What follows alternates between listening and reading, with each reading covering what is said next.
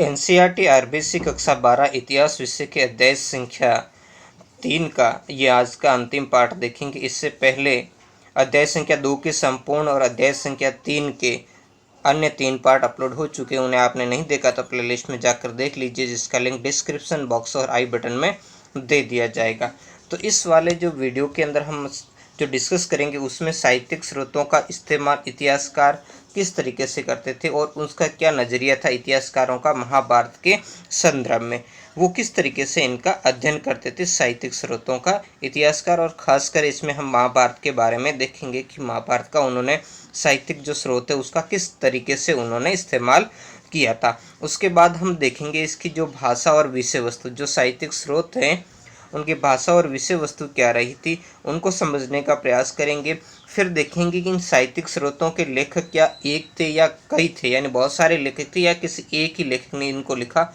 और फिर इनकी डेट देखेंगे, यानी इनकी तिथियां क्या थी, कौन से समय पीरियड के अंदर इनको समय अंतराल में इनको लिखा गया था। और उसके बाद में जैसे विशेषकर हम महाभारत के आधार पर हम इसको समझने का प्रयास करेंगे, सादृश्यता की खोज करेंगे, ताकि जो महाभारत की घटनाएं हैं उस घटना को धरातल पर सिद्ध किया जा सके कि वास्तव में उस वैसी घटनाएं इस क्षेत्र में घटित हुई थी और उसके कुछ प्रमाण भी उपलब्ध हैं। और इसी के अंतर्गत हम स्रोत देखेंगे। स्रोत संख्या 15 में हम हस्तिनापुर जो नगर था उसके बारे में देखेंगे, और स्रोत संख्या 16 के अंदर जो द्रौपदी का जो विवाह हुआ था उस विवाह के बारे में समझने का प्रयास करेंगे, जिसमें हम बहुपति प्रथा क्या होती है उसके बारे में भी हम डिटेल से समझने का प्रयास करेंगे। फिर हम इसमें पॉइंट संख्या अगला 7 देखेंगे, जिसमें एक गतिशील ग्रंथ के बारे में देखेंगे। ये जो महाभारत है इसी के बारे में हम समझने का प्रयास करेंगे। और उसके बाद में हम इसी में एक कहानी देखेंगे, जो लाक्षागृह नामक जो कहानी है उस कहानी से भी इसमें हम समझने का प्रयास करेंगे। और इसके जो अंत के अंदर जो हम कालक्रम रेखा उसको भी हम समझने का प्रयास करेंगे। जो 2 कालक्रम रेखा है उसके बारे में हम देखने का प्रयास करेंगे। तो हम इसको करते प्रारंभ। तो आज के इस वीडियो के साथ मैं अशोक कुमार और आपका आपके अपने परिवार स्टडी 58 में स्वागत है। आप सभी मित्रों एवं विद्यार्थियों से रिक्वेस्ट है कि जिन्होंने चैनल को सब्सक्राइब नहीं किया प्लीज़ चैनल को सब्सक्राइब कर दें और वीडियो को लाइक कमेंट शेयर जरूर करें, इतनी कंजूसी ना करें। तो अब इसको करते हैं प्रारंभ। यदि आप इस अध्याय को स्रोतों की तरफ, स्रोत मतलब जिसे प्रमाण साक्ष्य भी हम कहते हैं, गौर करें तो आप पाएंगे कि इतिहासकार किसी भी ग्रंथ का विश्लेषण करते समय अनेक पहलुओं पर विचार करते हैं। किसी एक पहलू को यानी एक नज़रिए से नहीं देखते, उसके अन्य क्या और भी नज़रिए और उनके अन्य क्या प्रमाण या स्रोत है उन सबको देखते हैं। इस बात का परीक्षण करते हैं कि ग्रंथ किस भाषा में लिखा गया। सबसे पहले उसकी भाषा की बात आएगी कि ग्रंथ किस भाषा में, ये ग्रंथ पाली भाषा में, प्राकृत भाषा में या तमिल भाषा में। तो ये क्या थी, ये तीनों ही भाषाएं जैसे प्राकृत हैं, पाली हैं, ये तमिल है, जो आम लोगों द्वारा बोली जाती थी, यानी आम जनता थी या जन सामान्य कहते वो इन पाली, प्राकृत या तमिल भाषाएं बोलते थे। जबकि अथवा संस्कृत, कुछ ऐसी भाषा, ये अलंकारिक भाषा जो विशिष्ट रूप से पुरोहितों द्वारा, आज भी हम देखते हैं जो विशेषकर पुरोहित जो ब्राह्मण वर्ग, खास वर्ग का मतलब यहाँ पर जो ब्राह्मण वर्ग से संबंधित है उनके द्वारा ये क्या की गई थी, प्रयोग में लाई जाती थी। और आज भी देखते हैं। और अधिकतर जो मंत्र वगैरह है उनका उच्चारण वो संस्कृत भाषा में ही करते हैं। और कई सारे आपने संत वगैरह को देखा होगा कि वो प्रवचन आपके किस भाषा में देते हैं, इस संस्कृत भाषा में दिया करते हैं। तो वो इसी बात का सबसे पहले समझने का प्रयास करेंगे कि आखिर ग्रंथ की भाषा क्या थी। अगर ग्रंथ की भाषा पाली, प्राकृत या तमिल है तो इससे ये सिद्ध होता है कि वो साहित्यिक स्रोत आम लोगों से संबंधित होगा। अगर वो साहित्यिक स्रोत संस्कृत भाषा में है तो वो उसका मतलब ये हो गया कि वो पुरोहितों या किसी खास वर्ग जिसमें ब्राह्मण वर्ग है तो उससे संबंधित होगा, या पुजारी वर्ग जो भी था उससे संबंधित रहा होगा। इतिहासकार ग्रंथ के प्रकार पर भी ध्यान देते हैं। ग्रंथ प्रकार मतलब किस टाइप का है, क्या ये ग्रंथ मंत्र थे यानी मंत्रों के रूप में लिखे गए थे, जैसे कि हम देखते हैं कि श्लोकों के रूप में मंत्र के जैसे ही लिखे गए, चाहे वो वेद हो या अन्य ग्रंथ हो। जो अनुष्ठानकर्ताओं द्वारा यानी अनुष्ठान करने वाले लोग थे, जो यही थे ये पुरोहित या वो जो खास वर्ग की ओर संकेत किया गया द्वारा पढ़े और उच्चरित किए जाते थे। जब वो अनुष्ठान वगैरह किए करते होंगे तब उनको पढ़ते होंगे या उसका उच्चारण सुरीली आवाज़ के अंदर या ऊंची आवाज़ में वो किया करते। अथवा वे कथा ग्रंथ थे, जब कथा करते थे तब उसका उच्चारण अच्छी और सुरीली आवाज़ में करते थे जिससे लोग उसे पढ़ और सुन सकते थे, तथा दिलचस्प होने पर क्या करते थे, यानी लोगों की अगर इंटरेस्ट उसमें होता था तो उन्हें दोबारा सुनाया जा सकता था। तो ये सारे नज़रिए जिनके बारे में हमें विचार करना है कि आखिर ये जो ग्रंथ थे वो किस टाइप के थे। जो संस्कृत भाषा के जो ग्रंथ थे विशिष्ट वर्ग और पुरोहितों के लिए थे, क्या वो मंत्र थे उसमें जो अनुष्ठानकर्ताओं द्वारा पढ़े जाते थे, या उनका उनके द्वारा उच्चारण किसी जो भगवान वगैरह या आरती किसी यज्ञ वगैरह या ऐसे किसी प्रयोजन में किए जाते थे, या वो कथा ग्रंथ होते थे जो किसी समय विशेष के अंदर हम देखते हैं कि जैसे आज भी जैसे भगवत कथा का आयोजन होता है और भी बहुत सारी कथाएं वैसे होती हैं, तो ऐसी कथाओं के दौरान लोग उससे पढ़ या सुन सकते थे, और अगर लोगों की उसमें दिलचस्पी यानी इंटरेस्ट होता था तो उसको दोबारा भी सुनाया जा सकता था। इसके अलावा इतिहासकार लेखक को के बारे में जानने का भी प्रयास करते हैं, जिनके दृष्टिकोण और विचारों से ग्रंथों को क्या किया, रूप दिया, यानी जिन लेखकों ने इनको लिखा उनका क्या दृष्टिकोण था, उनका नज़रिया क्या था, इस ग्रंथ को लिखने के बारे में क्या नज़रिया था, उनके दिमाग में क्या विचार थे, किन विचारों को लेकर उन्होंने इस ग्रंथ को लिखा। क्योंकि कोई भी लेखक होगा तो वो लेखक किसको ध्यान में रखकर लिखेगा, वो श्रोताओं को ध्यान में रखकर लिखेगा कि उनकी श्रोताओं की अभिरुचि कैसे विचारों में, उस विचारों का वो ध्यान में रख करके ही वो उस ग्रंथ की क्या करेगा, रचना करेगा। वर्तमान समय के अंदर एक समय था जब लोगों का धार्मिक ग्रंथों के अंदर ज़्यादा जुड़ा था, लेकिन बाद में आजकल हम देखते हैं कि लोगों को जैसे पाश्चात्य विचार या फिल्मी जैसे चीज़ें, तो उनसे संबंधित जैसे उपन्यास वगैरह होते हैं तो उनमें लोगों का ज़्यादा रुचि, तो ऐसे ही वो कहते हैं कि श्रोताओं का रुचि किस में थी, तो इसके आधार पर ध्यान में रख करके ही तो लेखक उसको देंगे, तभी तो श्रोता उसको पढ़ेंगे, नहीं तो क्या पढ़ेंगे। आज वर्तमान समय में अगर आध्यात्मिक चीज़ों जैसी या ऐसी कुछ बातें लिख दी जाए तो लोग पढ़ने का प्रयास ही नहीं करेंगे। और जबकि आज आप देखते हैं कि जो अन्य जो लौकिक जीवन से संबंधित अगर कोई साहित्य, जैसा कि आप वर्तमान जो सभ्यता संस्कृति में देखते हैं उससे रिलेटेड और लोगों की विचारधारा के आधार पर लिखेंगे तो बहुत सारे हाथों हाथ वो साहित्य क्या हो जाता, बिक जाता, बहुत सारी प्रतियां लोगों द्वारा उसकी खरीद ली जाती है। तो वैसा ही होता होगा, क्योंकि लेखकों ने अपनी रचना करते समय श्रोताओं की, यानी जो पढ़ने वाले लोग थे या श्रोताओं या मतलब सुनने वालों की थी, तो जो क्योंकि उसमें अधिकतर जो मौखिक रूप से बोला जाता था, तो श्रोताओं की अभिरुचि को ध्यान में रखा होगा कि उन लोगों की अभिरुचि कैसी है, उसके हिसाब से ही उन्होंने इन ग्रंथों को लिखा और उसकी विषय वस्तु उसके हिसाब से रखी और भाषा का संयोजन भी उसी के हिसाब से किया होगा। इतिहासकार ग्रंथ के संभावित संकलन या रचना काल और उसकी रचना भूमि का भी विश्लेषण कर ले, यानी संकलन बहुत अधिक समय के अंदर अलग अलग उसको पार्ट को अलग अलग कई सारे लेखकों ने लिखा, फिर उसको संकलित यानी एकत्रित करके एक ग्रंथ का क्या कर दिया गया, रूप दे दिया गया। और रचना भूमि यानी कहाँ पर उस ग्रंथ की रचना की गई, इन सब मुद्दों का जायजा लेने के बाद ही इतिहासकार किसी भी ग्रंथ की विषय वस्तु का इतिहास के पुनर्निर्माण के लिए इस्तेमाल करते। यानी इतिहासकार का यही लक्ष्य होता कि नाम मूलम लिख्यन्ते किंचित, तो इसलिए वो सब तरीके से क्या करेगा, विश्लेषण करने के बाद जब इतिहासकार को विश्वास हो जाएगा कि ये सारे स्रोतों से, सारे परीक्षणों से ये बात खरी उतरती है, तभी वो इतिहास को लिखेगा। क्योंकि प्राचीन जो मौखिक साहित्य जो बाद में एक लंबे समय के बाद में उसको लिपिबद्ध कर दिया गया, और ऐसे ग्रंथों के अंदर काफ़ी सारी जो बातें होती हैं उनकी ऐतिहासिकता सिद्ध करना भी कठिन होता है। तो जब उसकी ऐतिहासिकता सिद्ध हो जाती है तभी इतिहासकार इतिहास के उसका यानी दोबारा निर्माण के लिए जो उसका इस्तेमाल यानी प्रयोग करते हैं। महाभारत जैसे विशाल और जटिल ग्रंथ के संदर्भ में आप कल्पना कर सकते हैं ये कार्य कितना कठिन, क्योंकि महाभारत जैसा कठिन लगभग 800 से 1000 वर्षों के अंदर इसका संकलन किया गया। ये कोई एक समय के अंदर नहीं, आगे इसकी सारी जो डिटेल भी हम टाइम जो तिथि वाले में देखेंगे कहाँ कहाँ से इसमें संकलन किया गया। वैसे हम मानते हैं कि वेद व्यास जी ने इसकी रचना की थी, लेकिन ये तो चलो ठीक है उन्होंने रचना एक मानते, लेकिन यहाँ पर ये मत निकल कर आता कि उसके लेखक केवल वेद व्यास जी नहीं थे, बहुत सारे लेखक थे, उनका अलग अलग समय के अंदर संकलन किया गया। और जो पूर्व वाले पार्ट में मैंने बताया भी था शुरुआत के अंदर, जो रामायण और महाभारत की रचना से संबंधित कौन कौन से पार्ट बाद में जोड़े गए थे। अगला जो इसका जो पहला सब पॉइंट है उसको हम देखने का प्रयास करें, जिसमें है भाषा और विषय वस्तु, इसी को ही तो हम समझेंगे। अब हम ग्रंथ की भाषा की ओर देखते हैं, किसकी तरफ, भाषा की तरफ, कि आखिर इस ग्रंथ की भाषा क्या रही होगी। महाभारत का जो पाठ हम इस्तेमाल कर रहे हैं, जो वर्तमान में हम पढ़ रहे हैं, ये संस्कृत भाषा में, आज हम देखते हैं कि किस भाषा में लिखा हुआ, संस्कृत। वैसे इसका अनुवाद हो गई वर्तमान में हिंदी भाषा में आ चुका, या हिंदी और संस्कृत दोनों भाषा में उपलब्ध है, या संस्कृत और इंग्लिश अलग अलग भाषाओं में ट्रांसलेट वाले हो चुका है, लेकिन मूल रूप से इसकी जो भाषा है वो क्या आती है, संस्कृत।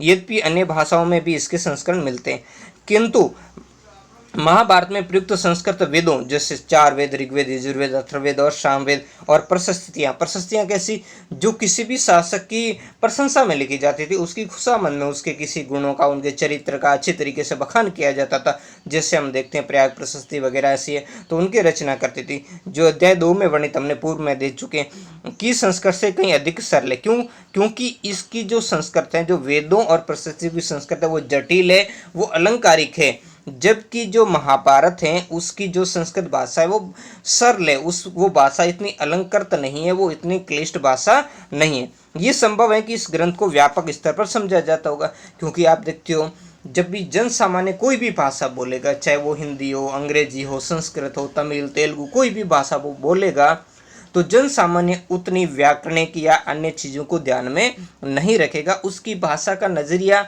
सरल होगा। जबकि जो कोई भी भाषा का जो साहित्यिक नज़रिया होता है, व्याकरणिक नज़रिया होता है, वो क्या होता है, थोड़ा कठिन होता है, जटिल होता है। तो महाभारत उसी जन सामान्य के जो संस्कृत भाषा प्रचलित थी उसी के हिसाब से लिखा गया। इससे ये हमें देखने को मिलता है, या हम इससे ये अंदाज़ा लगा सकते हैं कि व्यापक स्तर पर लोग इसको समझते होंगे, पढ़ते होंगे या सुनते होंगे। इतिहासकार इस ग्रंथ की विषय वस्तु को 2 मुख्य शीर्षकों, ये ध्यान रखना बड़ा ही मुख्य, एक तो आख्यान और दूसरा है उपदेशात्मक के अंतर्गत रखते हैं। तो आख्यान, तो हम सभी जानते हैं कि आख्यान का मतलब क्या होता है। आख्यान का मतलब होता है कहानियों का संग्रह, और उपदेशात्मक का वैसे यहाँ पर इन्होंने लिखा है कि उपदेशात्मक का तात्पर्य है कि निर्देश अथवा शिक्षा देता, किसी को हम निर्देश दे सकते हैं या किसी को हम जब शिक्षा देते हैं तब हम क्या करते हैं, इसका जो उपदेशात्मक शब्द का हम क्या करते हैं, प्रयोग करते हैं। तो इन आख्यानों में कहानियों का संग्रह है। तो विभिन्न प्रकार की कहानियाँ, जैसे कुछ कहानियाँ हमने इसमें पूर्व में पढ़ी भी और आगे भी हम पढ़ेंगे, जिसमें विभिन्न कहानियों के माध्यम से क्या किया गया, किसी भी चीज़ को समझाने का प्रयास किया। इसके लास्ट में एक माँ श्वेता देवी, उनकी भी हम एक कहानी पढ़ेंगे, और कुछ उपदेशात्मक भाग, जैसे इसमें श्री कृष्ण जी, जो हम आगे भी फोटो भी देखने के बाद उन्होंने गीता का ज्ञान दिया था। वैसे यहाँ पर हम आप इस थोड़ा सा इस नज़रिए को विचार कीजिए कि आखिर अब तक ये इतिहासकारों के दिमाग में भी उपज नहीं आई है, लेकिन हम यहाँ धार्मिक थोड़ा नज़रिए से भी देखें तो हम देखते हैं, यहाँ कहते गीता ज्ञानदाता श्री कृष्ण जी थे। श्री कृष्ण जी उर्फ विष्णु जी, यानी विष्णु जी के अवतार थे। विष्णु जी की भुजाएं कितनी थी, 4। जबकि यहाँ पर जब गीता ज्ञान दे रहे थे तो गीता ज्ञानदाता ने अपनी भुजाएं कितनी बताई, 1000, और उसने अपने खुद को कहा, काल कहा। तो ऐसी खूब सारी बातें हैं। तो इनको भी एक ये नज़रिया हो सकता है जिनके बारे में खुले दिमाग से अगर विचार किया जाए, तो इसके बारे में अगर रिसर्च किया जाए, कोई नया जो शख्स है वो भी निकल कर आएगा कि आखिर वास्तव में ये चीज़ क्या थी। जब कृष्ण जी को कहते हैं वो 4 भुजाओं वाले थे, जबकि यहाँ पर तो 1000 भुजाओं वाला भगवान था, तो वो खुद को 1000 भुजाओं वाला क्यों कहता है, ये बातें भी थोड़ा देखने के नज़रिए से थी। हालांकि उपदेश इसके अंतर्गत दिया गया है, जिसके अंदर जो गीता का पवित्र ज्ञान है उस ज्ञान का उपदेश अर्जुन ने किया गया। यानी ये प्रश्न उत्तर के अंदर अर्जुन प्रश्न करता है और गीता ज्ञानदाता उसका क्या करता है, उत्तर देता है। तो अब देखो यहाँ पर ये चीज़ ध्यान रखनी है कि अब जैसे कुछ तो आख्यान कहानियाँ भी क्या है, शिक्षा के द्वारा लिखी गई, किसी भी की शिक्षा देने के लिए, किसी का सबक देने के लिए, यानी सीख के लिए कहानियों का प्रयोग किया जाता है। जैसे हम देखते हैं कि एक कौवा और लोमड़ी थी, है ना, वो रोटी वाली कहानी आप पढ़ते हैं, तो वैसे उनसे क्या शिक्षा मिलती है, भालू और कुछ मित्र घूमने जाते, भालू आता जंगल में, उससे क्या शिक्षा मिलती है। वैसे ही यहाँ पर आख्यानों में जो कहानियों का संग्रह, उससे कोई सबक या सीख देने का प्रयास किया जाता है। जबकि जो उपदेशात्मक भाग है उसमें सामाजिक आचार विचार के मानदंडों का चित्रण किया गया। जो सामाजिक आचार विचार के मानदंड क्या रहेंगे उनके बारे में यहाँ पर किया गया है कि समाज के अंदर जो, वैसे हम आगे हम देखेंगे द्रौपदी वाला एक और जो द्रौपदी का विवाह वाला, उसमें भी इसी मानदंड को हम समझने का प्रयास करेंगे कि आखिर किस तरीके से सामाजिक आचार विचार के मानदंडों का निर्धारण होता है। लेकिन यहाँ और ये नज़रिया समझने के लिए जरूरी है, किंतु ये विभाजन पूरी तरीके से एकांकी नहीं है। एकांकी का मतलब ये होता है कि यहाँ पर जैसे केवल आख्यान ही नहीं है, आख्यानों में केवल कहानियाँ हैं, ऐसा ही नहीं है। आख्यानों के अंदर भी समाज के लिए बहुत सारे सबक यानी जो शिक्षा है वो भी निहित है। और इसके अलावा कुछ में क्या है, जो इसमें उपदेशात्मक अंश हैं, जो उपदेशात्मक भाग है, उसके अंदर कहानियाँ भी होती है, यानी उपदेशात्मक अंकों में कहानियाँ भी होती है। एकांकी का मतलब यही है कि जो उपदेश दिए जाने वाले अंश थे, जो उपदेश से संबंधित अंश यानी भाग थे, उसमें भी हमें कहानियाँ मिलती हैं। और बहुधा यानी बहुत सारे आख्यान है, आख्यान मतलब जो कहानियों के संग्रह, उसमें भी हमें उपदेश मिलते हैं। समाज के लिए सबक निहित करता मतलब उसमें भी हमें उपदेश मिलते हैं। तो एकांकी नहीं है, मतलब ऐसा नहीं है कि केवल उसमें जैसे आख्यान है तो उसमें केवल कहानियाँ ही कहानियाँ हैं, या उपदेशा तो भाग है तो उसमें केवल सामाजिक आचार विचार के ही मानदंड, ऐसा नहीं, दोनों में मिक्स भी देखने को मिलता है। अधिकतर इतिहासकार इस बात पर एक मत है, यानी उसमें कोई दोहराई नहीं, वो सहमत है कि महाभारत वस्तुतः एक भाग में नाटकीय कथात्मक था, एक नाटक के रूप में लिखा गया था, जिसमें बाद में उपदेशात्मक अंश बाद में जोड़ ली गई। यानी जो उपदेश देने वाले जैसे श्रीमद् भगवत गीता वाला जो चैप्टर है, और भी जैसे आचार विचार से संबंधित इसमें चित्रण है, वो कहा इनके अनुसार कि वो बाद में जोड़ दिए होंगे। प्रारंभ में एक नाटक के रूप में लोगों के मनोरंजन या किसी और उद्देश्य से इसकी क्या की गई होगी, रचना की गई होगी। तो ये एक इतिहासकारों का हर पहलू है, उनका मानने का नज़रिया है। यहाँ देखो, मैं और आपके दृष्टिकोण रख के नहीं लिखना है, जो चीज़ हमारे सामने है उसको देखते हुए उसको एक खुले दिमाग से हम विचार करने का प्रयास करते हैं। यही वो फोटो है, यहाँ पर ये श्री कृष्ण जी को दर्शाया गया। यहाँ सामने रथ पर अर्जुन बैठे, श्री कृष्ण जी ने उनके सारथी का काम किया था। तो श्री कृष्ण अर्जुन को उपदेश देते हुए महाभारत का सबसे महत्वपूर्ण उपदेशात्मक ग्रंथ श्रीमद् भगवद गीता, जो कुरुक्षेत्र की युद्ध भूमि में श्री कृष्ण अर्जुन को उपदेश देते हैं। और इस दृश्य को चित्रों और मूर्तिकला में कई बार दर्शाया गया, और ये चित्र 18वीं शताब्दी का है, तो मतलब बहुत बाद के साल का है। जो पहले महाभारत का समय तो हम देखते हैं ईसा से खूब पहले, और लिखने का समय लगभग 1200 ईसा पूर्व तक का माना जाता है। तो जबकि ये जो चित्र हैं ये तो 18वीं सदी का है, यानी बहुत बाद में आधुनिक काल के समय का बनाया हुआ है। तो इससे भी कुछ हमें विचार करना पड़ेगा, इस अलग नज़रिए से हट करके देखना पड़ेगा। आरंभिक संस्कृत परंपरा में महाभारत को इतिहास की श्रेणी में रखा जाता, क्योंकि देखो महाभारत को हम इतिहास पुराण के नाम से भी जानते, क्योंकि इसमें ऐतिहासिक घटनाएं ही मिलती है अधिकतर, जिसमें दो पक्षों का, जो दो परिवारों का युद्ध है, युद्ध से संबंधित जो चीज़ें, और साथ में उनके सहयोगी राजाओं, सहयोगी और विरोधी राजाओं का भी उसमें विवरण मिलता है। तो इसलिए इसको इतिहास की श्रेणी में रखते। इस शब्द का अर्थ, किसका, इतिहास का अर्थ ऐसा ही था, मतलब जैसा अभी हम पढ़ते हैं पहले वैसा ही था, मतलब रियल में ऐसा ही घटित हुआ था, वास्तव में पहले ऐसा ही घटित हुआ था जैसा अभी हम पढ़ रहे हैं इतिहास के अंदर लिखा गया। तो इतिहास का मतलब वो होता है, क्या महाभारत में सचमुच हुए किसी युद्ध का संस्मरण किया जा रहा है, यानी उसको याद किया जा रहा फिर से क्या? इस बारे में हम निश्चित रूप से कुछ नहीं कह सकते कि क्या ऐसा युद्ध हुआ था या नहीं हुआ था क्या उसको अभी वापस उसकी यादाश्त बनाए रखने के लिए, उसको स्मरण करने के लिए क्या ऐसा किया जा रहा है? जैसे कि हम किसी भी, जैसे भजन होता है, आरती होती है, या कोई जैसे गुरु मंत्र वगैरह होता है, या फिर हम जैसे अध्ययन करते हैं, तो अध्ययन को क्या करते हैं, बार बार उसको दोहराव करना, स्मरण करना का मतलब बार बार क्या करते हैं, उसका दोहराव करते हैं। तो क्या वैसे ही दोहराव करने के लिए इसको लिखा गया था?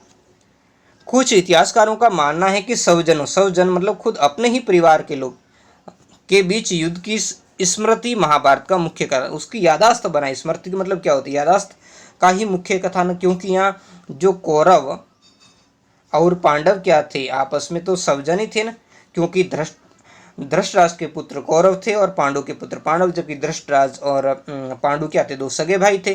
तो इससे एक ही परिवार हो गया, तो उसको ही स्वजन के नाम से जानते। अन्य इस बात की ओर इंगित करते, मतलब संकेत करते कि हमें युद्ध की पुष्टि किसी और साक्ष्य से नहीं मिलती। कई तो कहते हैं कि भाई इसमें जो स्वजनों का दो परिवार थे, या उनका क्या था, युद्ध की स्मृति बनाए रखना ही महाभारत का मुख्य कथानक था। तो कई सारे कहते हैं कि भाई ऐसा युद्ध हुआ ही नहीं था, इसकी किसी अन्य साक्ष्य स्रोत से पुष्टि नहीं होती, कोई इसका साक्ष्य नहीं मिलता, स्रोत नहीं मिलता। ये देखो अलग अलग इतिहासकारों के नजरिए, ऐसा मैं नहीं कहता। अगला हम देखते हैं सब पॉइंट 6.2, लेखक एक या कहीं और तिथियां। वैसे इसमें महाभारत के परिप्रेक्ष्य में ही देखेंगे, क्योंकि महाभारत के, तो क्या महाभारत को किसी एक लेखक ने लिखा? जैसा कि हम जानते कि महाभारत की रचना महर्षि जो कृष्णदेवराय वेद व्यास ने की थी, या फिर बहुत सारे लेखकों ने लिखा उसी चीज़ पर। और इस महाभारत को किस समय पीरियड के अंदर किस कालखंड के अंदर इसको लिखा गया था उसके बारे में समझेंगे। ये ग्रंथ किसने लिखा, कई सारे प्रश्न हैं, कौन लिखने वाला था इसको, इस प्रश्न के भी कई सारे जवाब हैं। एक जवाब यहाँ दिए गए। संवत मूल कथा का रचयिता भाट सारथी था। सारथी वही जिसको सूत कहा जाता था, जो क्या करते थे, ये रथ चलाया करते थे, तो रथ चलाने वाले को भाट सारथी कहते थे, जिसको सूत कहा जाता है। ऐसे लोग क्या करते थे, ऐसे लोग वो रथ भी चलाया करते थे। और ये लोग क्या करते थे, क्षत्रिय योद्धाओं के साथ युद्ध क्षेत्र में यानी युद्ध के मैदान में जाते थे और उन क्षत्रिय योद्धाओं की विजय और उनकी उपलब्धियों के बारे में कविताएं लिखते थे। जो वो विजय प्राप्त करते थे या कोई उपलब्धि प्राप्त करते थे युद्ध के अंदर विजय के बाद में, तो उनके बारे में कविता उनकी प्रशंसा में लिखा करते थे। तो वैसे लोगों ने क्या कर दिया, वैसे लोगों ने ही इसको लिपिबद्ध कर दिया हो, इसको लिखने का कार्य किया हो। यानी यहाँ पर एक नज़रिया ये है कि इसके रचयिता भाट या सारथी लोग थे, जिन्हें उस समय सूत के नाम से जानते थे। इन रचनाओं का प्रेक्षण मौखिक रूप से हुआ था, क्योंकि प्रारंभ में इसको लिखा नहीं गया था। प्रेक्षण मतलब पीढ़ी दर पीढ़ी इसको एक दूसरे व्यक्ति को सामने गुरु शिष्य परंपरा के माध्यम से इसको क्या किया गया था, कंठस्थ कर लिया गया था। और 5वीं शताब्दी ईसा पूर्व ब्राह्मणों ने इस कथा परंपरा पर अपना अधिकार कर लिया और इसे लिखा। जब ब्राह्मणों ने देखा कि इससे हमारी रोजी रोटी चल सकती है, हमारा यहाँ पर देखो ब्राह्मण लोग अलग नज़रिए से विचार करें, ठीक है, तो उन्होंने जो यहाँ पर मूल बात वही मैं समझाने का आपको प्रयास कर रहा हूँ। तो उन्होंने क्या कर दिया, इस कथा को जो मौखिक रूप से चला आ रही थी, तो उनको देखा कि यार ये तो हमारे लिए अच्छी है, हम पीढ़ी दर पीढ़ी इसको क्या करेंगे, इसको लोगों तक पहुंचाने का काम करेंगे। तो उन्होंने इस कथा परंपरा को अपना लिया, यानी इस पर अधिकार कर लिया। अधिकार का मतलब है उन्होंने कह दिया कि ये तो काम ब्राह्मणों का, इसका जो कथा वाचन वगैरह करने का काम है वो उन्हीं लोगों का। आज देखते जैसे इसका मुख्य पाठ, जैसे भगवत गीता का जो कथानक है उसका जो पाठ या उसकी जो हम क्या करते हैं, उसके उपदेशात्मक जो भी नज़रिया है उसके माध्यम से क्या किया जाता है, उसमें कौन लोग करते हैं आप सभी जानते ही, उसे मुझे कुछ कहने की यहाँ पर आवश्यकता नहीं है। और उन्होंने इसको लिख दिया, तो लिखने के समय उन्होंने अपने नज़रिए से लिखा, मतलब अपने हिसाब से उनकी बात की पुष्टि किस तरीके से होती है उस हिसाब से कुछ बातें उन्होंने इसमें ऐड कर दी, इसमें जोड़ दी हो। ये काल था जब कुरु और पांचाल, ये दो उस समय के जनपद थे। महाजनपदों में हमने देखा था कुरु और पांचाल। ये जो कुरु से तो ये कौरव और पांडव संबंधित है, पांचाल से जो द्रौपदी से संबंधित, द्रुपद वहाँ के राजा थे, जिनके इर्द गिर्द महाभारत की कथा घूमती है, क्योंकि एक तो गौरव और दूसरा पांचाल से ही अधिकतर संबंधित होता है। मात्र सरदारी, जिसमें हम पहले अध्याय संख्या 2 में पढ़ चुके, दक्षिण भारत के अंदर जो किस तरह की सरदारी से राजतंत्र के रूप में उभर रहे थे। मतलब उस समय ये राजतंत्र नहीं थे, पहले सरदारी थी, मुखिया जैसा सिस्टम था, और उसके बाद में धीरे धीरे कुरु और पांचाल भी उस समय राजतंत्र के रूप में उभर रहे थे। यही बात यहाँ पर आती। क्या नए राजा को अपने इतिहास को अधिक, ये आगे हम देखेंगे, लेकिन उससे पहले इस फोटो को देख लेते हैं, है ना। इसको यहाँ पर आप पहले पढ़ लीजिए, फिर इसको मैं थोड़ा फोटो को ऊपर।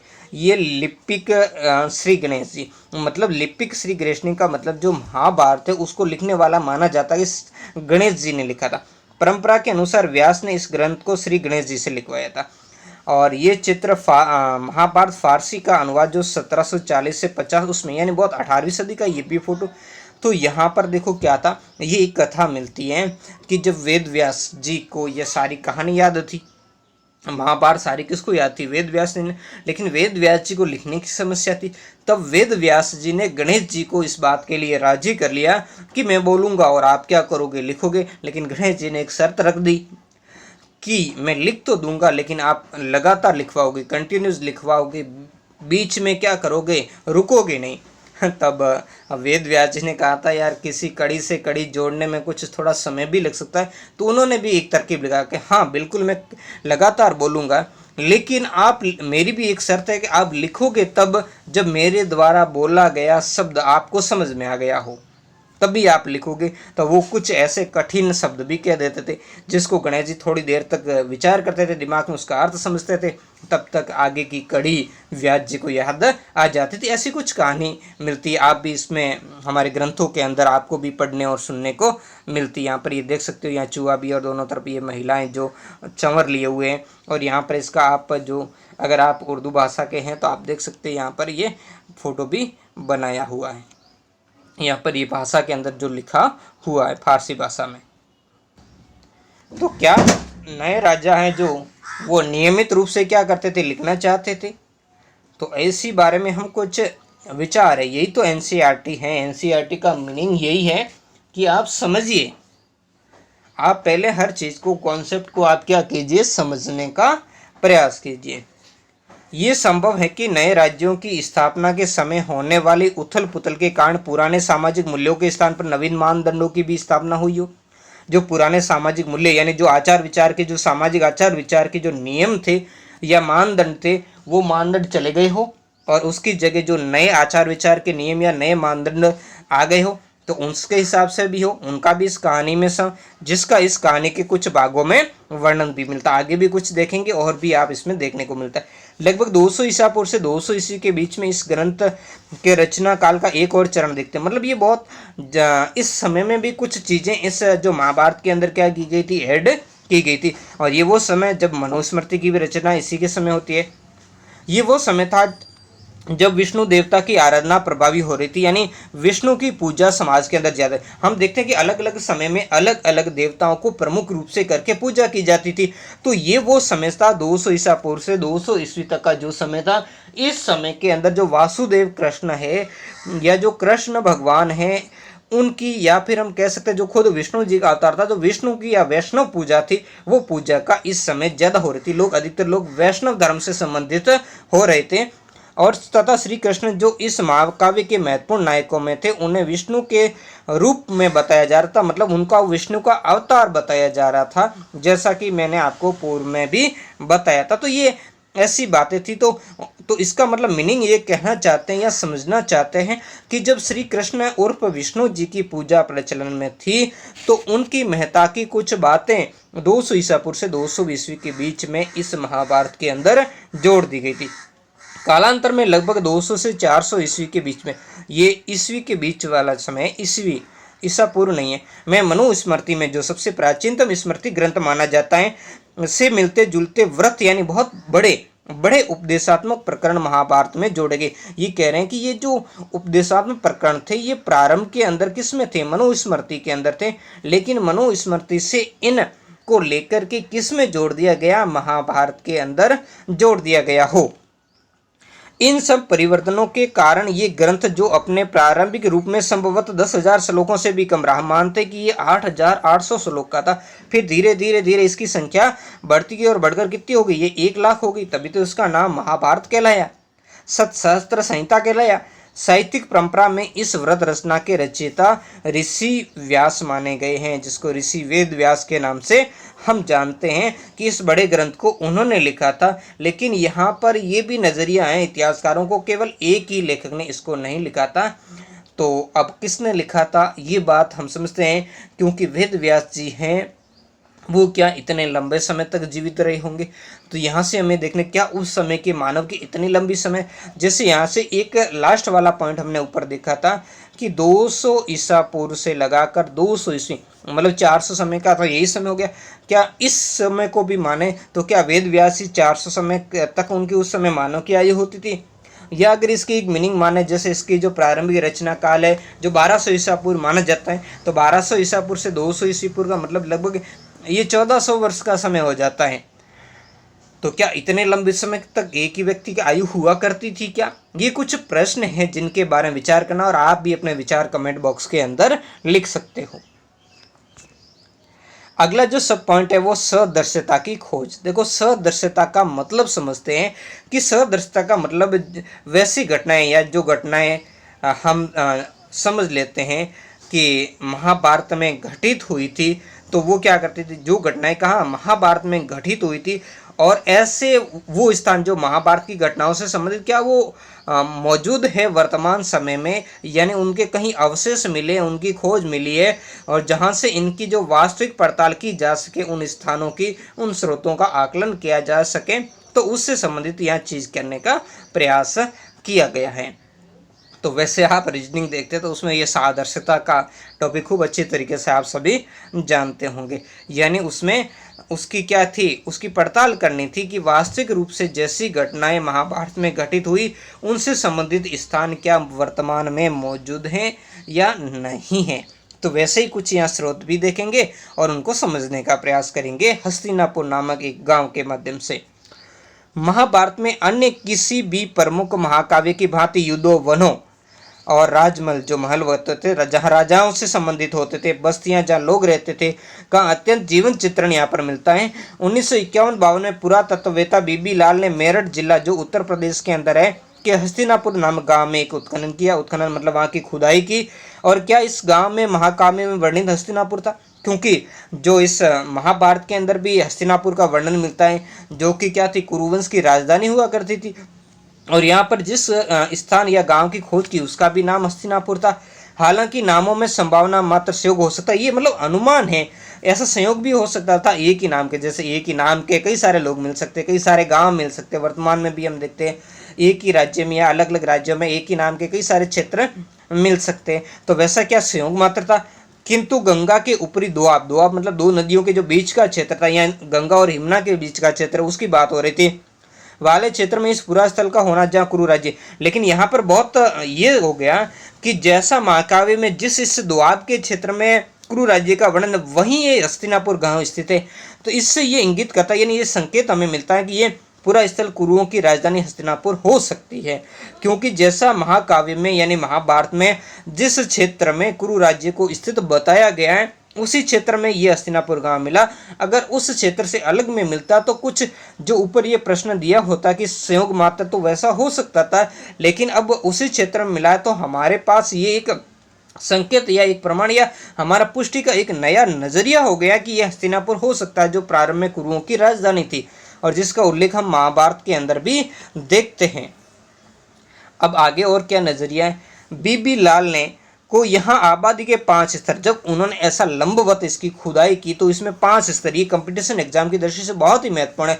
और शायद ये IAS जैसी परीक्षा में आ चुका है कि हस्तिनापुर की खुदाई तो किसने की थी, उत्खनन, और वहां से कितने स्तर मिले थे? तो 5 स्तर मिले थे, जिनमें से दूसरा और तीसरा स्तर विश्लेषण के लिए महत्वपूर्ण। स्तर का मतलब ये अलग अलग समय से संबंधित, अलग अलग कालक्रम से संबंधित है।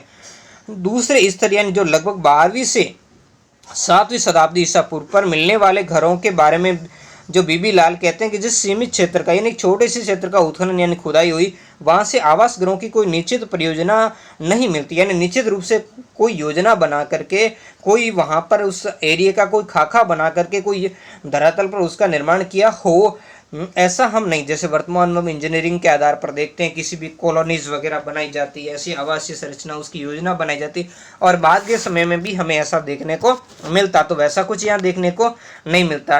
किंतु यहाँ पर क्या मिलती है? किंतु मिट्टी की बनी दीवारें यहाँ से मिलती है, आगे एक दीवार भी देखेंगे, और कच्ची मिट्टी की ईंटें भी अवश्य यहाँ से मिलती है। तो उससे तो ये तो सिद्ध होता है कि भले निश्चित कोई परियोजना नहीं रही हो, लेकिन लोग यहाँ पर निवास करते थे।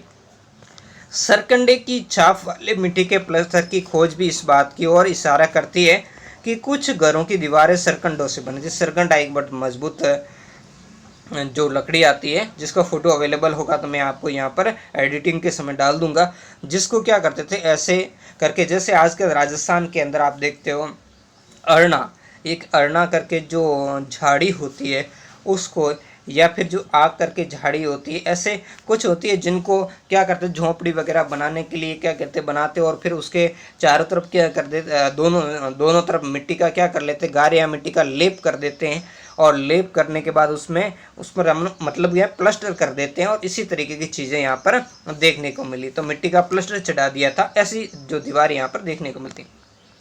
ये दूसरे स्तर की बात हो गई, जो बहुत बड़ा समय।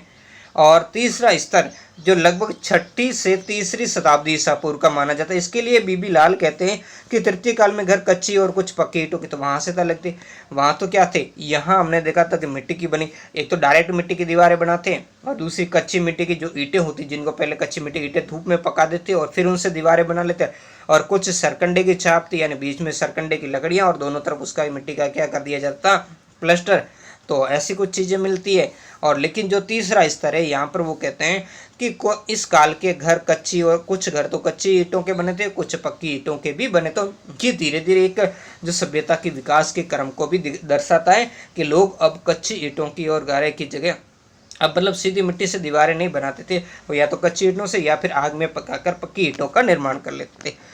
इसमें शोषक घट का मतलब होता है, जैसे इसको हमने जो पहला वाला पार्ट पढ़ा था हड़प्पा वाला, जिसमें सोख्ता घट भी कहते थे। जैसे कोई भी, जैसे ये नाली होती है, ये नाली ऐसे, तो नाली का जैसे यहाँ पर ये बना होगा है, ये नाली आगे फिर चली जाती थी, तो पानी यहाँ आएगा तो यहाँ पर अंदर गिरता रहेगा, और ये जैसे ईंटें वगैरह किसी से बना होगा, और पानी यहाँ पर ज़मीन के अंदर सोखता रहेगा, और फिर कचरा वचरा भी इसमें होता था, फिर कुछ पानी आगे ऐसे नीचे दूरी पर फिर बने होते थे।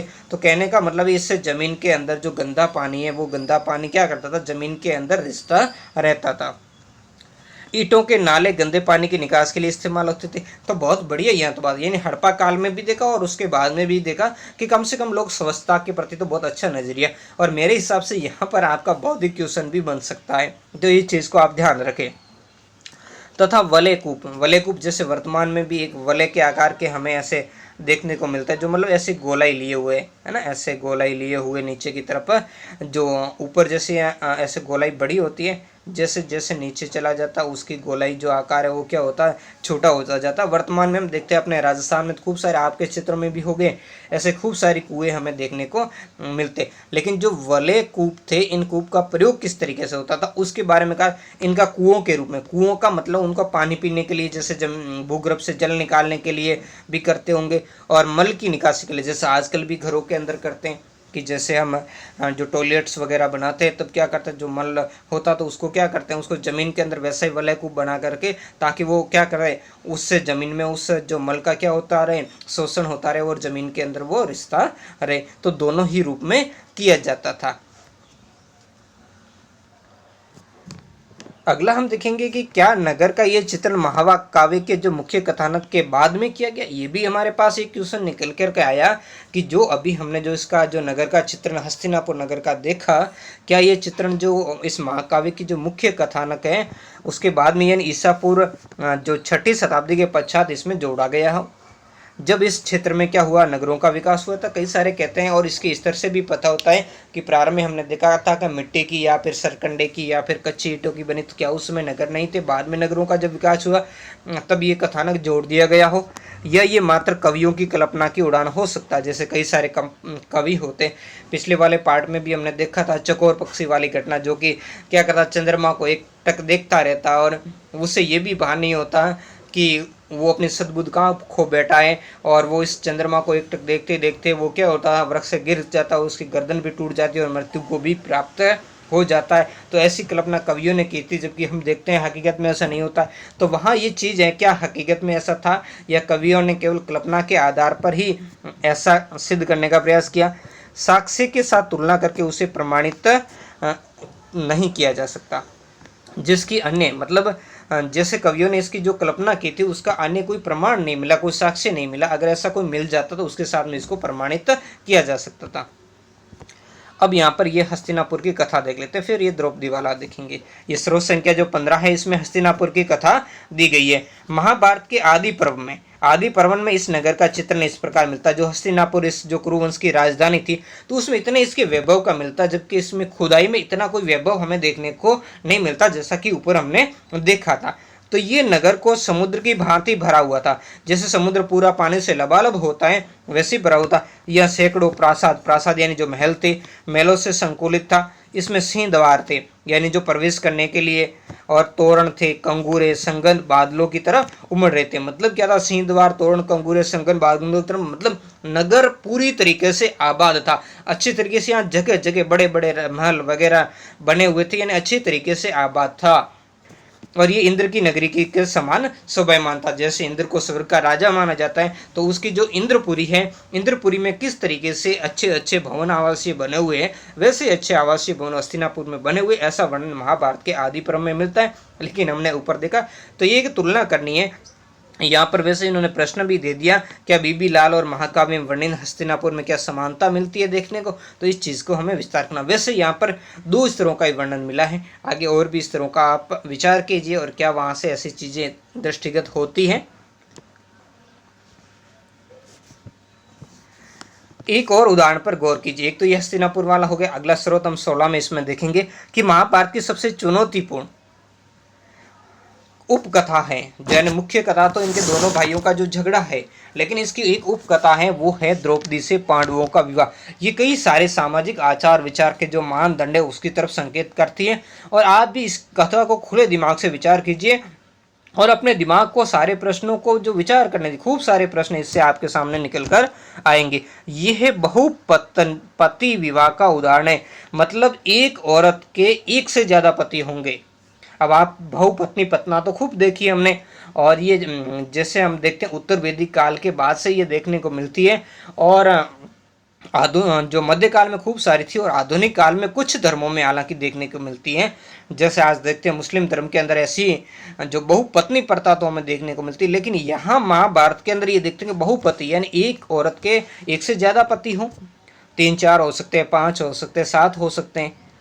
महाभारत की कथा का एक अभिन्न अंग है। अभिन्न मतलब जिसको महाभारत की इस कथा से अलग नहीं किया जा सकता। अभिन्न अंग जैसे हमारे शरीर का कोई एक अंग अगर अलग कर दिया जाए तो क्या होगा, शरीर क्या हो जाएगा, टूटा फूटा शरीर, लंगड़ा शरीर हो जाएगा। यदि हम महाकाव्य के इस अंश का विश्लेषण करें, कौन सी इस बहुपत्ति विवाह वाला, तो विदित होता है कि लेखक को विभिन्न तरीकों से इसका स्पष्टीकरण देने का प्रयास किया। यही हम इस स्रोत संख्या 16 के अंदर देखेंगे। तो द्रौपदी का विवाह, तो पांचाल नरेश यानी नरेश राजा को कहते, द्रुपद वहां का राजा था। एक संवयवर का आयोजन, संवयवर में मतलब यह होता था कि लड़की अपने पति का चुनाव संवय करती थी, यानी उसका पिता उसे छूट देता था कि वो अपना पति अपनी इच्छा के अनुसार उसका क्या करे, उसका चयन करे। तो इसके लिए कई बार क्या होता, राजा आस पड़ोस में निमंत्रण देता था, उसके लिए एक प्रतियोगिता का आयोजन किया जाता था। वैसे यहाँ पर प्रतियोगिता आयोजित की गई।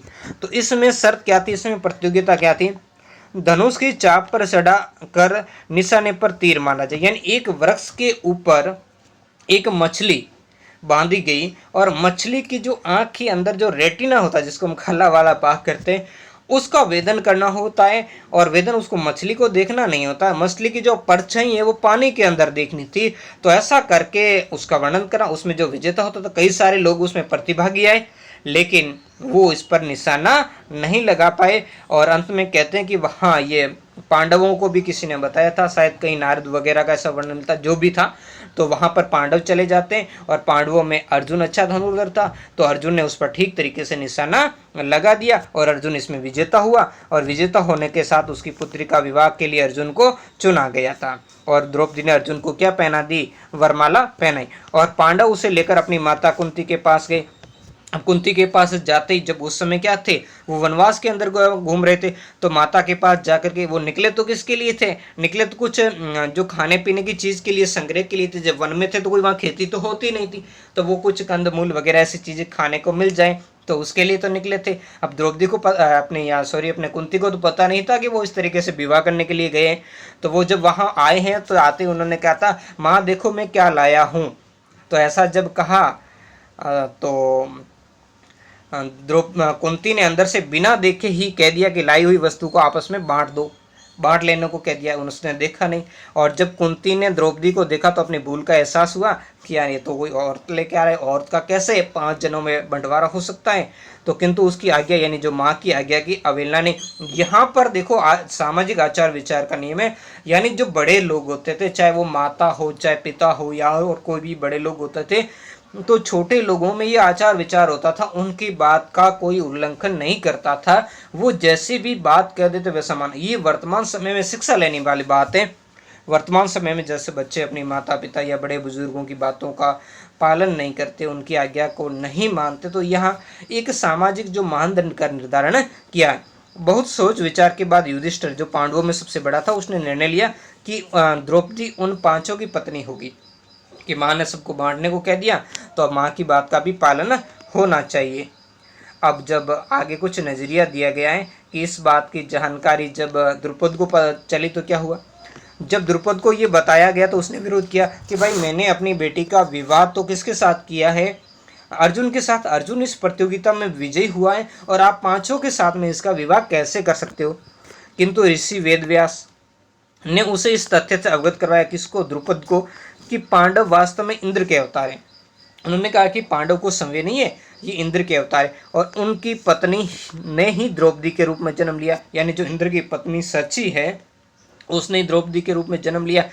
तो अतः नियति ने इन सब का ये निश्चित करा, मतलब आपके हाथ की बात नहीं थी, यह हमारे हाथ की बात नहीं थी, ये किसी के हाथ की बात नहीं थी, ये तो वो देवता लोग थे जो अवतार के रूप में यहाँ पर कुछ अपना काम था, उस काम को करने के लिए आए हुए हैं। तो ये तो इनका पहले से ही संयोग निर्धारित था, तो इसके लिए हमें ऐसा कोई विरोध करने का अधिकार नहीं है।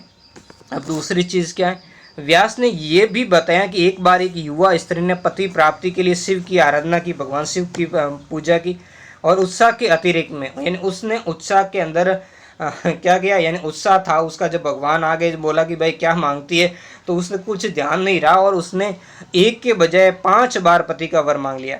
यानी उसने कहा था 5 बार के जैसा मुझे अच्छा पति दिया जाए, ऐसा तो वर मांग लिया।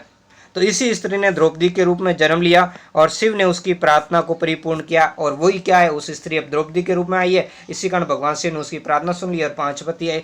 इन कहानियों से संतुष्ट होकर द्रुपद ने उसकी विवाह की सहमति दी। अब एक तो ये मत, एक मत मैं आपको बताता हूँ जो भी इसके लिए सुनने को मिलता है, और वो मत ये है कि जब सृष्टि रचना का कार्य प्रारंभ होता है तो सृष्टि रचना के कार्य के समय ब्रह्मा अपने पिता की खोज में जाते हैं। हालांकि उसका पिता अव्यक्त रहता है और उसने कहा रखा है मैं किसी को भी दर्शन नहीं दूंगा, लेकिन उसने वेदों में पढ़ लेता और अपनी माता से हट करके चला जाता है। माता खूब मना करती है लेकिन रहता नहीं, और उसके पिता के जब उसको दर्शन नहीं होते तो उस समय कहते हैं कि उसको पूछने के लिए जो दुर्गा होती है, जिसको हम अष्टंगी प्रकृति वगैरह कहते हैं, उसको वो गायत्री को उसके लेने के लिए भेजती है।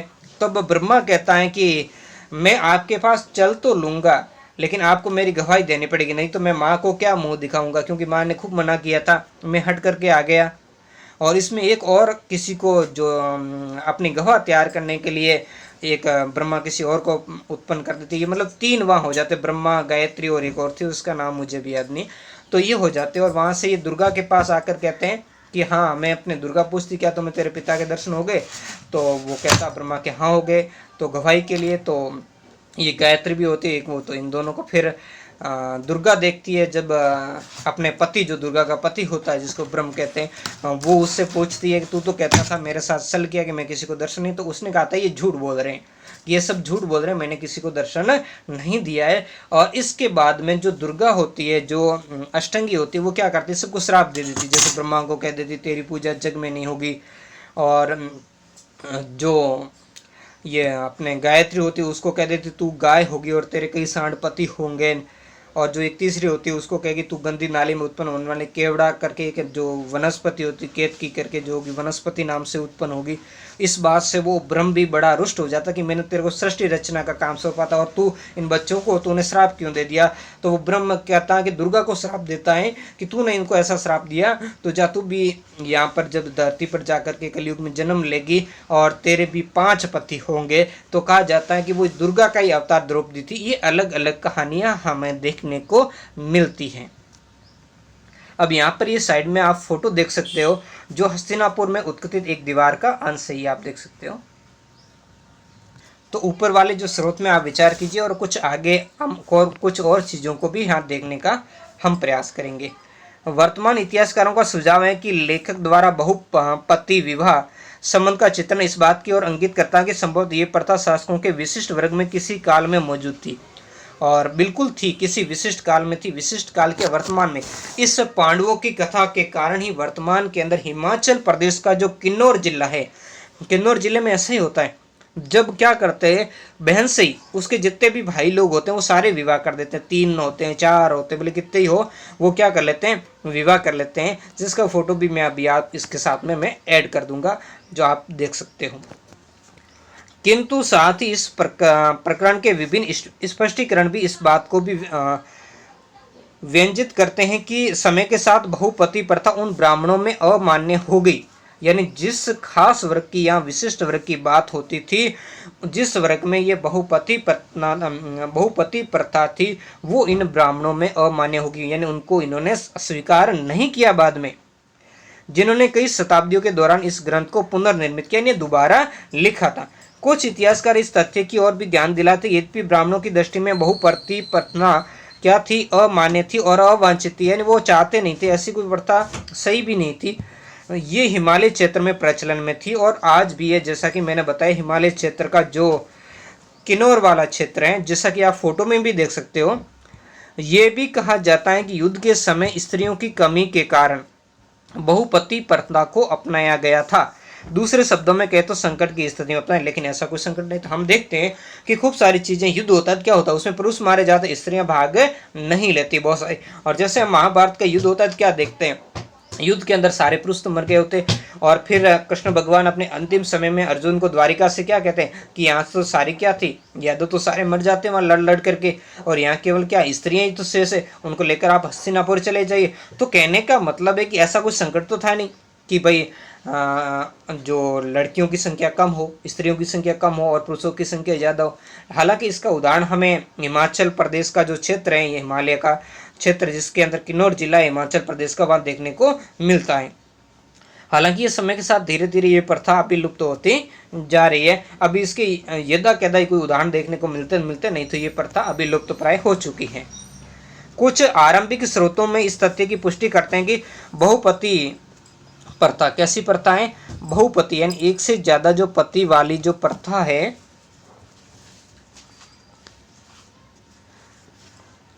तो एकमात्र विवाह पद्धति नहीं थी। क्योंकि पहले जो हमने 16 प्रकार के जो विवाह के जो नियम देखे थे, सॉरी अपने 16 तो संस्कार होते, 8 प्रकार के जो विवाह देखे थे, विवाह के कितने प्रकार देखे थे, 8 प्रकार देखे थे। उसमें इस वर्णा का कहीं, इस बहुपति प्रथा का कहीं वर्ण नहीं। लेकिन पूर्वोत्तर भारत में भी ऐसे कुछ देखने को मिलता है, कुछ दक्षिण भारत में भी हमें ऐसे देखने को मिलता है।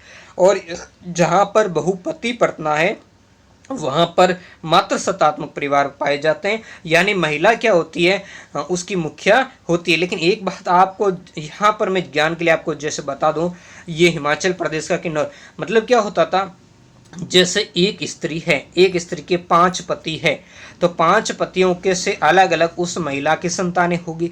मान लो कि उसमें 7-8 संतानें हो गई, तो उन सबका जो 5 में सबसे बड़ा भाई है, उसकी वो सभी पिता कौन कहलाएगा, वही कहलाएगा। बाकी भाई उसके पिता नहीं कहलाएंगे। हालांकि उसके उन बच्चों के पिता कौन होते ये तो वो महिला ही जानती है, लेकिन जो सामाजिक दृष्टि से उसका पिता, उसका सबसे बड़ा जो पति होता है वो ही माना जाता। तो ऐसी पद्धति हम देखते हैं कि पहले कहीं नहीं थी, जो विवाह की एकमात्र पद्धति नहीं थी, न ब्राह्मणी ग्रंथों में न अन्य किसी जगह मिलती है, नहीं ये सबसे अधिक प्रचलित थी।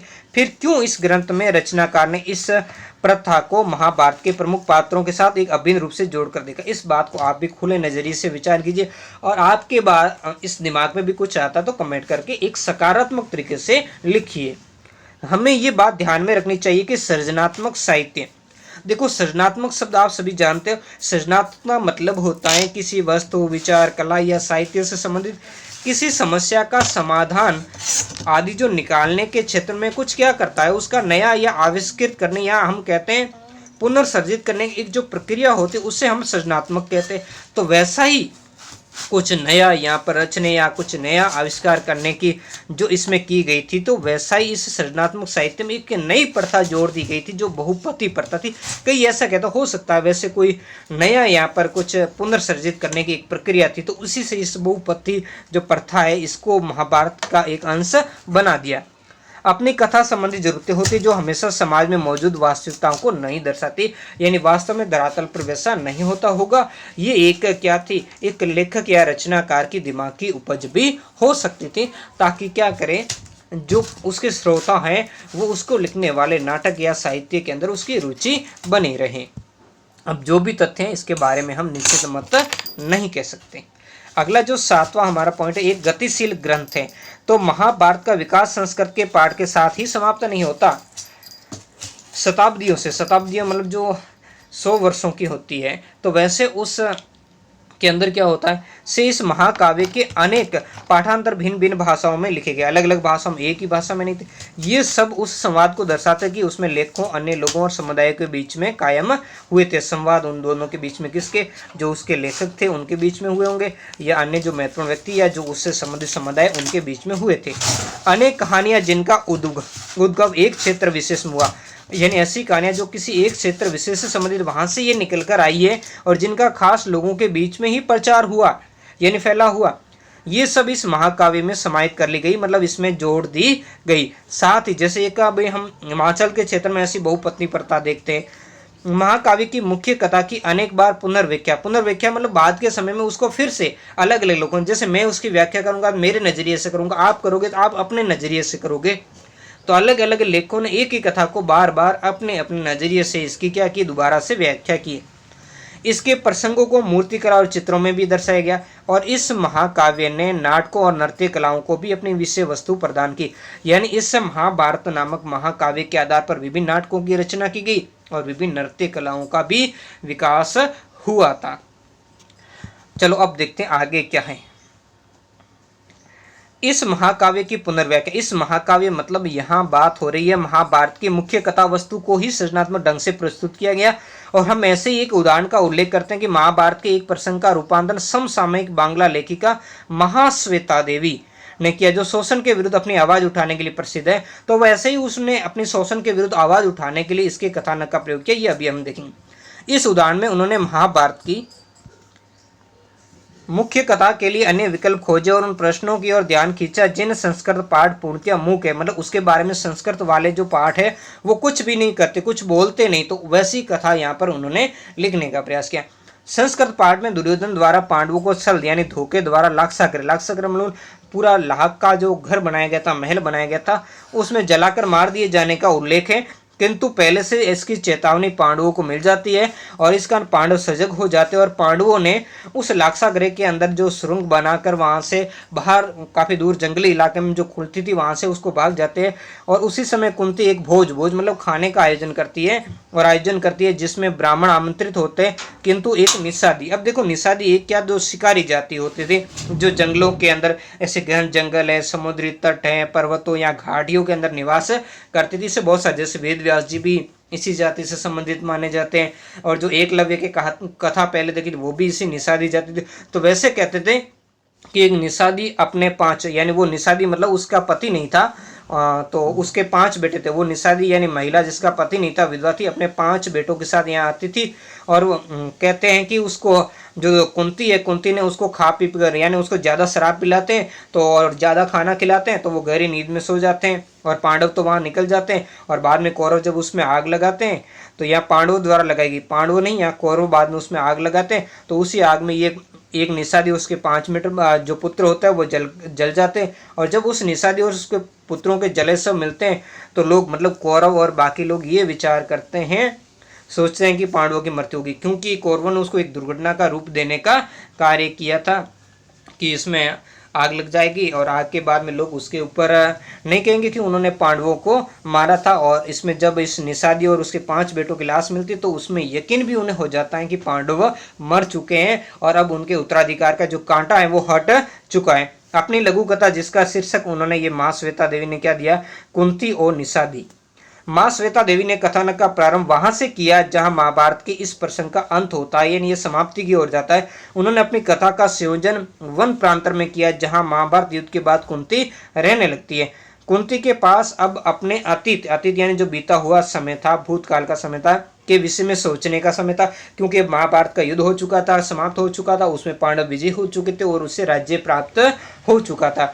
और पृथ्वी जो प्रकृति की भी प्रतीक है उनसे बातें करते हुए अपनी त्रुटियां यानी जो अपनी गलतियां, उसने गलतियां अंगीकार करती मतलब स्वीकार करती है अपनी गलतियों को और प्रतिदिन वो निषादों को देखती। निषाद वो जो आदिवासी लोग थे, जो वन प्रांतर में रहने वाले लोग थे, जिसके बारे में हम देखते हैं कि वर्ण व्यवस्था के अंदर भी उसको 5वां वर्ण माना गया कई जगह पर, जो वन में लकड़ी, शहद या कंदमूल आदि एकत्रित करते थे, मतलब संग्राहक लोग थे और शिकार करके अपना जीवन यापन करते थे। एक निषादी बहुधा कुंती को पृथ्वी से बात करते हुए सुनती थी। एक दिन वातावरण में कुछ था और जानवर जंगल छोड़ करके भाग रहे थे, मतलब ऐसी कुछ उथल पुथल मचने वाली थी जो पर्यावरण में, तो वैसे जंगल छोड़कर भाग रहे थे जानवर। कुंती ने देखा कि एक निषादी उन्हें ताक रही है, यानी निकादी एकटक उसको देख रही है। जब उसने ये पूछा कि क्या उन्हें लाक्षागृह की याद है, किसने, निषादी ने कुंती से पूछा, तो कुंती शक पका गई यानी हड़बड़ा गई कुंती। उसे याद था, किसको, कुंती को, क्या उन्हें एक वृद्धा निषादी और उसके 5 पुत्र याद है। उसने निषादी ने कहा था कुंती को, क्या कुंती तुम्हें एक वृद्धा, एक बूढ़ी जो निषादी महिला थी, उसके 5 बेटे याद है। और इसकी स्मृति यानी याद है कि कुंती ने उसे मदिरा यानी शराब पिलाई थी और इसी से वे सब बेसुध हो गए, जबकि वो समय अपने पुत्रों संग वहां से वो तो खुद भागे और उनको यहाँ पर उसने मरवा दिया, उनको जला दिया। अपने और अपने बेटों की रक्षा के लिए उस निषादी और उसके 5 बेटों की तुमने हत्या कर दी थी, उसको जिंदा जलवा दिया। कुंती ने पूछा कि क्या तुम वही निषादी हो? तो उसने उत्तर दिया कि मरी हुई निषादी उसकी सास थी, मतलब उसकी सासू माँ थी, वो उसकी पुत्र वधू है। साथ ही वो बोली कि वो अपने अतीत पर विचार करने के लिए तुम्हें एक बार भी इन 6 निर्दोष लोगों की याद नहीं आई, जिन्हें उनके तुम तेरी गलती के कारण जिन्हें उनके अपने प्राण गंवाने पड़े? क्या तुम्हें उन निर्दोष लोगों जिनका कोई दोष भी नहीं था, तूने ही उनको खाने पर बुलाया और खाने पर बुलाकर तूने उसकी जान ले ली? क्या तूने कभी इसके बारे में विचार किया? क्योंकि तुम अपनी और अपने पुत्रों की जान बचाना चाहती थी, इसके लिए दूसरों की जान की तुमने बलि दे दी। क्या उनकी जान की कोई कीमत नहीं? यह बहुत ही मानवतावादी नजरिए से विचार किया गया है। जिस समय वे दोनों बातें कर रही थी, आग की लपटें करीब आ रही थी। कहा जाता उस जंगल के अंदर आग लगी थी, मतलब क्या इसलिए तो जानवर दावा नगल लग गई थी, तो इसी कारण जानवर भाग रहे थे, तो आग की लपटें आ गई। निषादी तो अपने प्राण बचाकर निकल गई, किंतु कुंती वहीं खड़ी रहेगी, वहां से नहीं भाग पाई। कहने का मतलब श्वेता देवी के यहाँ है वो उसमें जल गई थी। क्यों जल गई थी? क्योंकि उसको भी वो सजा मिलनी थी। जैसी सजा उसने निषादी और उसके 5 बेटों को उसने जलाई थी, तो वो यहाँ पर कुंती वहां पर वहीं की रह गई थी। तो आप इस तरीके से एक नजरिए से विचार कीजिए कि आखिर यहाँ माँ श्वेता देवी क्या कहना चाहती हैं।